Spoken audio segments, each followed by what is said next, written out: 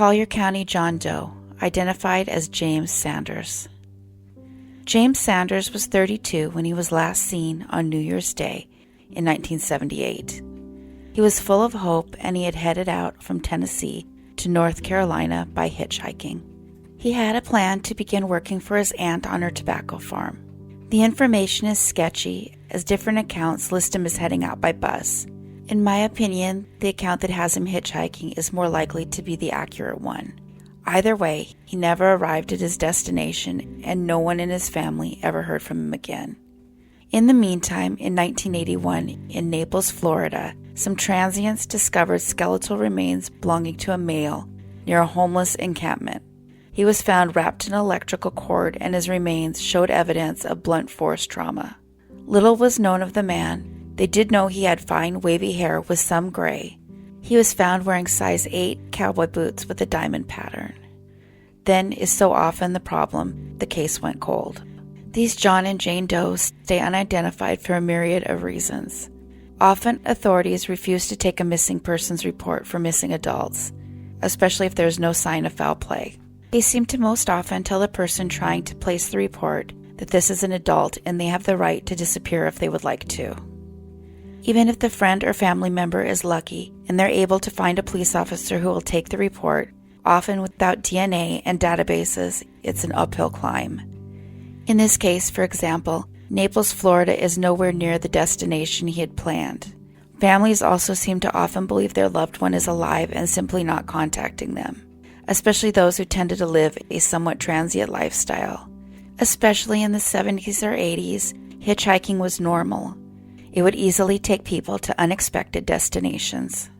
Thankfully, in 2014, James Sanders' brother reported him missing to the Rutherford County Sheriff's Office after learning about the Rutherford County John Doe. While it turns out that the Rutherford County John Doe was not James Sanders, it did lead to them submitting their DNA into the National DNA Index System as a result. After the Sanders family submitted their DNA to authorities, it renewed their effort to find James, and it opened the door to later identifications. As I've mentioned in other videos, GEDmatch is the tool that provides the widest group of DNA to search, but is not often used as much as one might think. NamUs runs the DNA database that's used to search for missing persons. Anyone submitting their DNA to this database does not have to worry about it being used for any criminal searches. It is used only for missing persons. Anyone missing a loved one should submit their DNA to this place first. It would not be until August 31st, 2021, that the DNA submitted by his family would find its match. The Collier County, Florida John Doe was officially identified as James Sanders. Authorities are now looking into Sanders' case as a homicide, and anyone with any information on his murder, or even as to his movements, please call Detective Brinkley at the Naples County Sheriff's Office. The Collier County John Doe went unidentified for 48 years. The Buford Jane Doe, identified as Brittany Michelle Davis. A 32-year-old young woman named Brittany Davis was living with her boyfriend in March of 2020. She loved Puerto Rico, so it wasn't a huge surprise when she texted her family in February saying she had booked a vacation. But strangely, she didn't speak to anyone at this time. She was just texting her family and friends, which wasn't entirely uncharacteristic of her behavior. Another strange point, however, was that her 42-year-old fiancé, a man by the name of Michael Lee Wilkerson, didn't plan to go with her. There was only one ticket booked. He apparently stayed in South Carolina. No one could figure out a way to speak with her during this time, but texts continued to be sent from her phone through March. It would not be her fiancé that reported her missing. It was her family who made that report. Police would then discover that Brittany never arrived at the airport, nor did she ever get on a plane. But they had no idea what actually happened to her, and the text messages suggested she was actually in Puerto Rico. Her best friend, Alicia, took to pleading on Facebook that same month in the hopes someone would locate her, saying she's been missing since March 7th, describing her as a good person. Saying, in fact, that when Alicia's mother died, Brittany followed her around the funeral to make sure no one upset her. She described Brittany as her calm lamb through tough times, saying she feels that someone hurt Brittany, or was hurting her still, begging that the post go viral because it wasn't like her to just disappear. As the police began investigating, they became more and more convinced Brittany was dead. As so often is the case in cases like this, they began looking to her significant other, but without a body, there was no way to arrest the person who harmed her. In the meantime, about an hour and a half away from home, a woman's remains were found in a makeshift camp in Buford, Georgia. It's not clear if her cause of death has been determined or if it just hasn't been released. Not long after, the remains were identified as belonging to Brittany Michelle Davis. Shortly after her body was found, Michael Lee Wilkerson was arrested for her murder. It's not clear where Wilkerson was living at the time, but he was just booked into the Gwinnett County Jail to await extradition to South Carolina last week. Her body was in fact found in that same county, so it's likely that's where he was living when he was arrested, and he obviously had ties to the area where her body was found.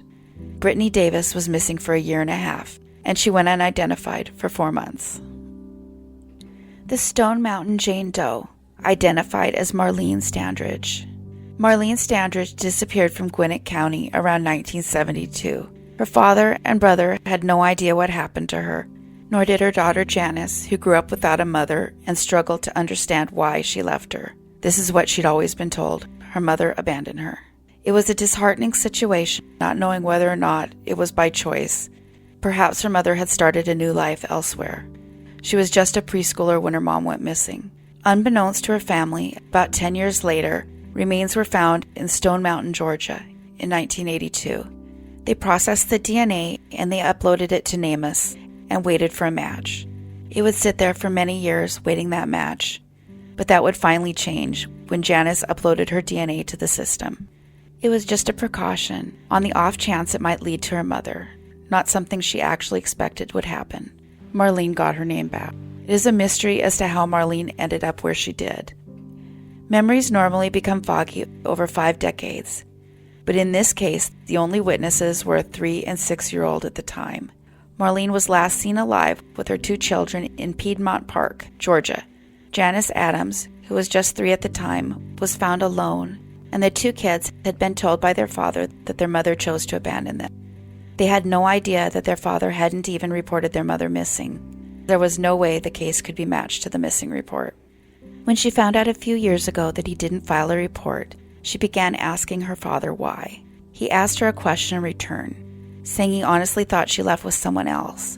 So why was he going to bother looking for her? She would continue to press her father on the disappearance, but every time she tried to talk about it, he would shut down and refuse to respond. He passed away a few years ago. Sadly, there is no way to know if he had some sort of involvement in her disappearance. It's entirely possible he was disappointed in how he responded back then. Shame can be a powerful thing, and sometimes it looks like guilt, when that is not actually the case. The detectives have told Janice that it's likely her mother was murdered that day, and they surmise that her mother may have tried to hide her and her brother at the time in order to save them from whatever was happening. They believe that Marlene was likely taken that day.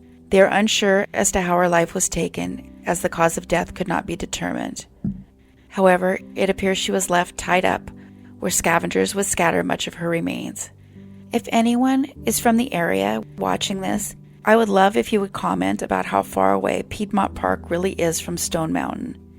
As best I can tell, it's about 30 minutes by car, which means she would have had to been taken to the other location.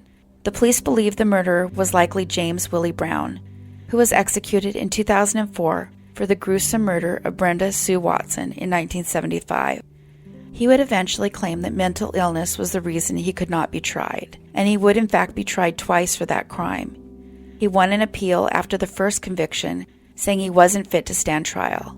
He was subsequently deemed fit and convicted again in 1991. Janice would struggle with the feeling of being overwhelmed. She had been told her whole life that she was abandoned, and then she finds out that her mother was probably protecting her and her brother from the man who took her life. She says it's a relief to find out that her mother loved her and her brother. It was something she's prayed about, saying this was a good answer in the end. It's a good feeling to know that she's cleared her mother's name, but yet sad to find out what happened to her. Marlene was missing for 49 years.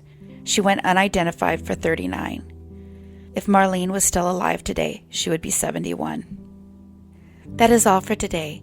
If anyone has any stories they would like me to look into, please leave that in the comments below. I will definitely add it to my research. We have new episodes every Monday and Thursday. Thanks for watching. Take care of yourselves and each other.